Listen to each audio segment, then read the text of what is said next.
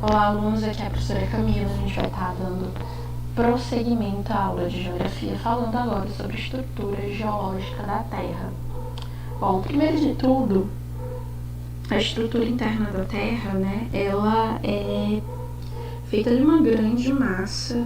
A Terra é feita de uma grande massa incandescente e que no período de formação dele tinha componentes mais densos, principalmente o ferro e o níquel, que foram deslocados para o centro da Terra, enquanto que os materiais menos densos eles ficaram mais próximos da superfície. Isso determinou a formação de uma estrutura em que tu pode dividir em 3 camadas: núcleo, manto e crosta.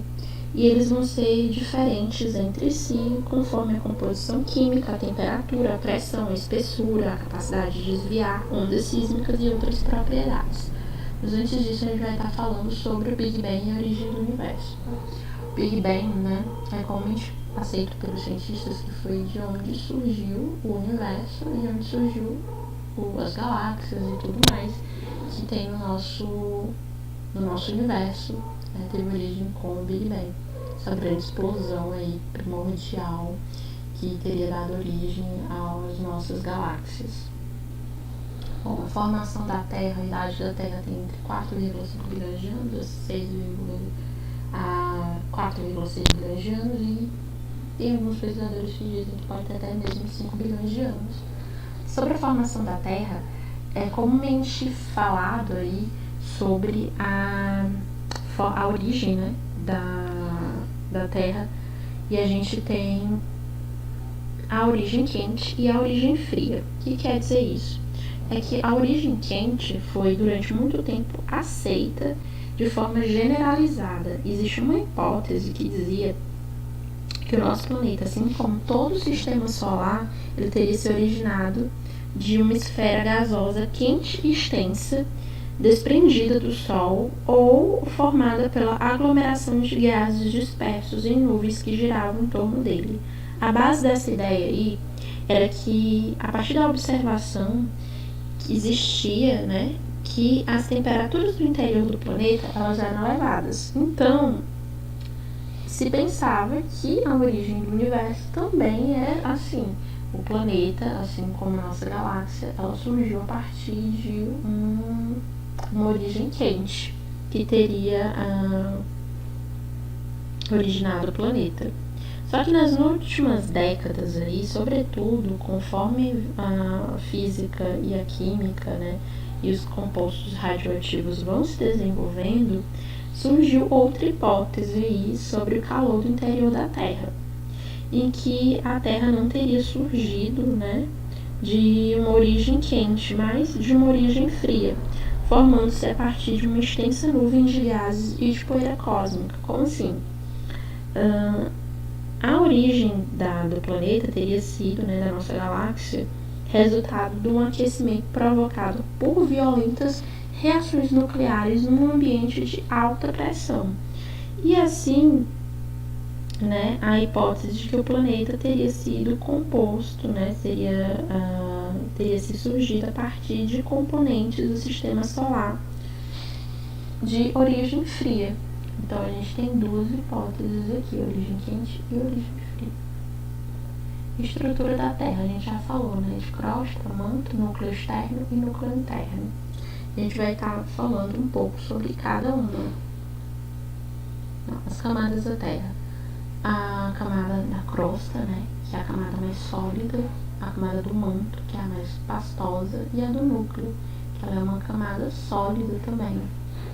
Ele vai estar falando sobre cada uma delas. O núcleo, ele tem um raio de mais ou menos uns 3.500 km quadrados.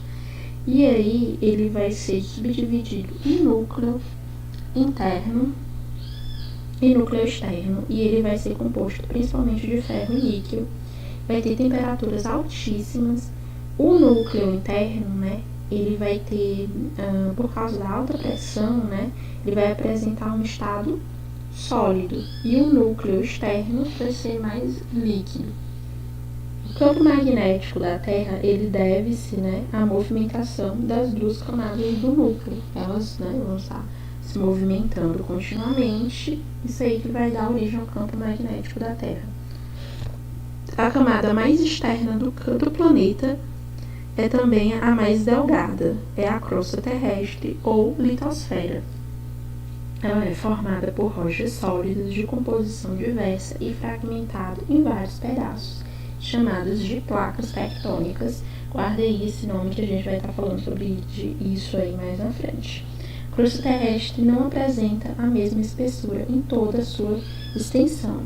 A gente tem a crosta oceânica e a crosta continental. A crosta oceânica ela é formada por silício e magnésio. Daí a gente tem a sigla CIMA, né? Silício e magnésio. Ele vai ter uma espessura entre 7 km e 10 km.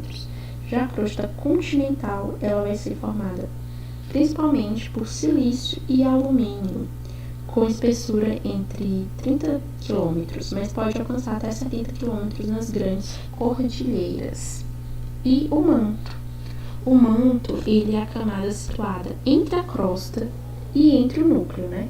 Ele vai estar ali entre a crosta e o núcleo.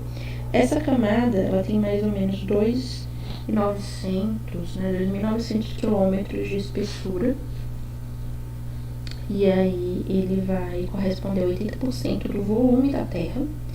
E ela vai ser formada principalmente de silicatos, ou seja, silicato de ferro e de magnésio. O manto também é dividido em manto inferior e manto superior. Entre a litosfera e o manto existe uma camada chamada astenosfera, sobre a qual flutuam os continentes. É tipo assim, o princípio da isostasia, né? É o princípio da isostasia. E aí, como ela é formada por um material fluido e viscoso, né, o magma, o calor irradiado do manto faz com que esse material suba em direção à crosta e, à medida que se resfria, desça novamente até a parte superior do manto. Esse movimento contínuo aí, ele é chamado de convecção, e ele vai fazer com que as placas tectônicas se desloquem constantemente. O magma, ele pode ser expelido para a parte externa da Terra, convertendo-se em lava por meio das erupções vulcânicas, formando aí as rochas magmáticas. A crosta terrestre ela vai se estender profundamente nas cordilheiras, né, muito mais do que em regiões de menor altitude.